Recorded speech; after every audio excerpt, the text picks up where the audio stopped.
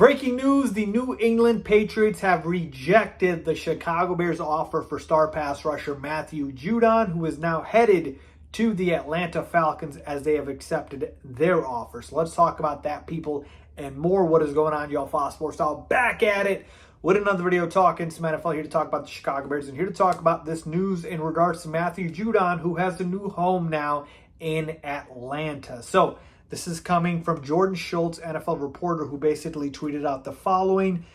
First, it was breaking. The Patriots are close to finalizing a trade that will send four-time Pro Bowler pass rusher Matthew Judon to the Falcons per multiple sources.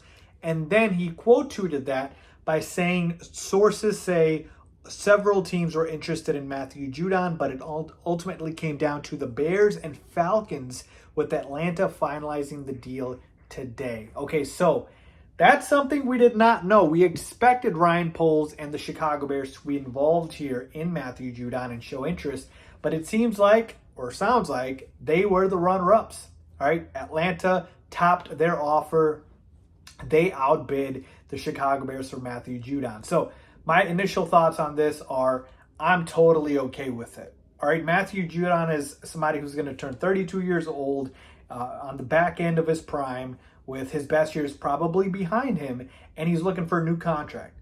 I'm good with not giving up much for Matthew Judon. Now, the Falcons gave up a third-round pick for him, and that's a price I probably would not have paid for Matthew Judon.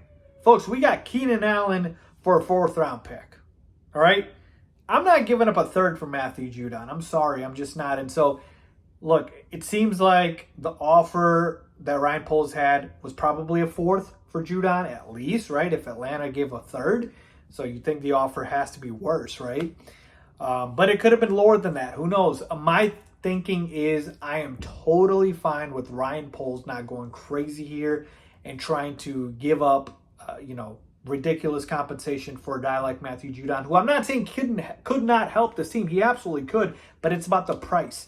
You have to give up a third-round pick, and then you have to give him a new contract. And he's 32 years old. If he was 25, it's a different story, folks. I'd be much more okay with that.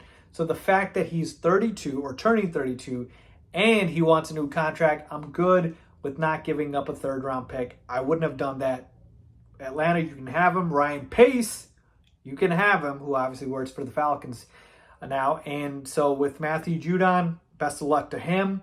The Chicago Bears will still probably be in the hunt for a pass rusher, but as a general manager, man, you got to be out there making smart decisions, and sometimes the best deal that you make is the one that you don't, and that appears to be the case here with Ryan Poles and Matthew Judon. So I'm okay with this. I'm totally okay with Poles passing up on this expensive price tag, and it makes sense why the Patriots took it.